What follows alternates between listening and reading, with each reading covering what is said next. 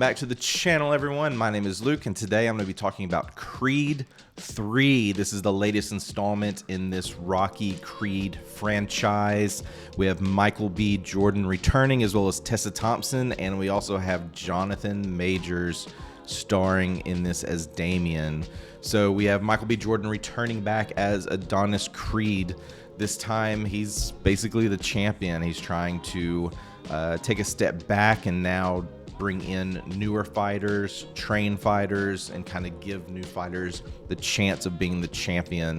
So doing this and living his family life, spending time with his wife and daughter and his mother.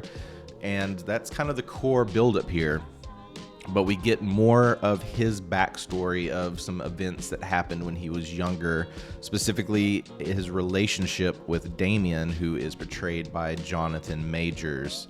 And essentially we see that they were in a brawl together as kids where cops showed up and one runs away, one gets arrested.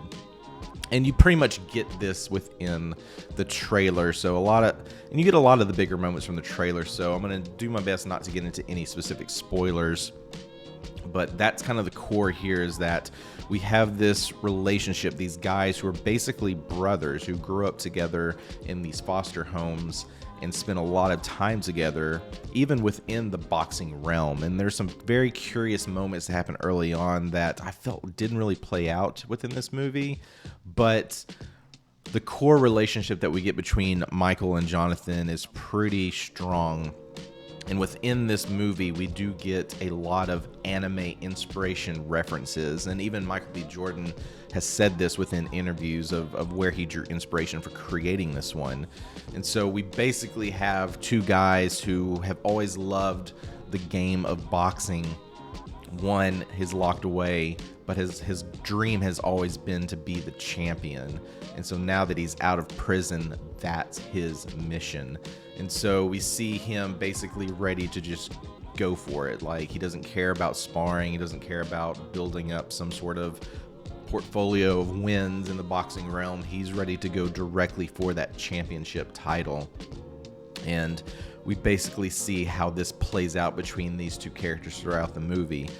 And we get a lot of really impressive boxing sequences. We get a lot, and that's where most of these anime references come in. There are two particular standout moments that you can see from the anime series Dragon Ball Z that I really enjoyed.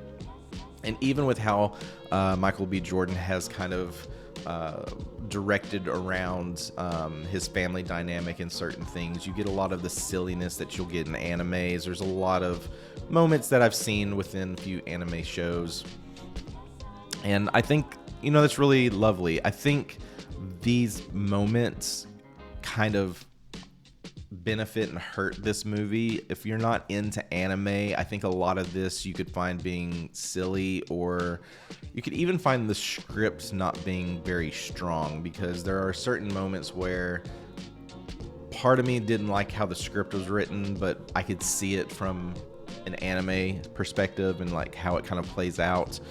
And then especially once you get into the later fights, you get a lot of creative decisions made that for the most part I enjoyed, but I could definitely see a lot of people not really vibing with it. It's just very different from the previous two Creed films or any of the Rocky films. This is also Michael B. Jordan's directorial debut. I think he did a pretty good job. I will say Creed 3 is a bit messy in parts, and there's a lot of moments that feel very rushed. And you also have to factor in that he's the star of this, so he's directing this as well as acting, and is pretty much in almost every scene throughout this movie. So I don't know, balancing that, I don't wonder if that was a struggle, because there are plenty of moments that things happen where it just feels very rushed, or where it almost feels like time jumps, and as a viewer it just doesn't really flow very well and kind of gets a little messy and confusing. But I think in terms of the acting with Michael B. Jordan, even Tessa Thompson returning back as his wife, She's kind of changing up her career where she's doing more producing now versus singing. And then you have Jonathan Majors coming in as Damien, and you can tell like he's on a mission and he's looking at every little detail to figure out how can I use this to basically get Adonis kind of riled up or get him to do what I want him to do.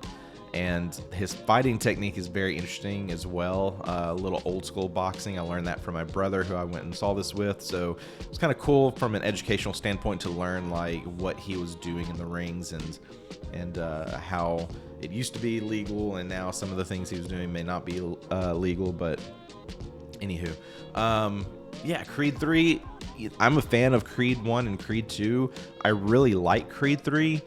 It's hard to say where this stands in terms of a ranking because I do like the anime references and there's some moments that are really cool, but I don't know if it was enough. This could be, this may be a ranking where it literally goes 1, 2, and 3, but I think between 3 and 2 is where I'm struggling to see like which one do I prefer more.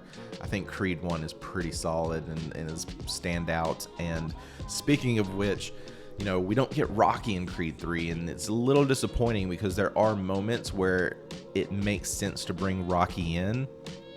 And, you know, we do get that closeout moment in Creed 2, but was it enough? I think there could be at least one more moment where it makes sense to bring Rocky in for one final time. But who knows? We'll see where this Creed, if this is just going to be a trilogy or if he's going to continue on with more, because I feel like this is a character that he'll want to hold on to.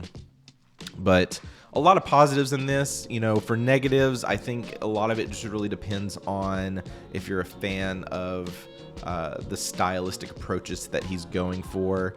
I also have to say I think the final round was reserved because there's some moments in the final round I just wasn't buying. I just feel like it was either reserved or there were some decisions there that just didn't really make a lot of sense, especially if you look at the previous two movies.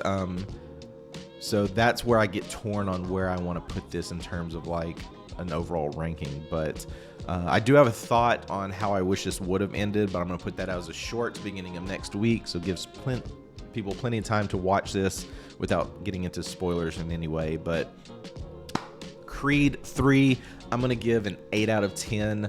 I really enjoyed it. I think there's some decisions, directorial decisions, and maybe some creative decisions that didn't really play out as I was hoping for in this one, but it's still a really solid watch, one I really enjoyed, and it's one that I'll revisit again.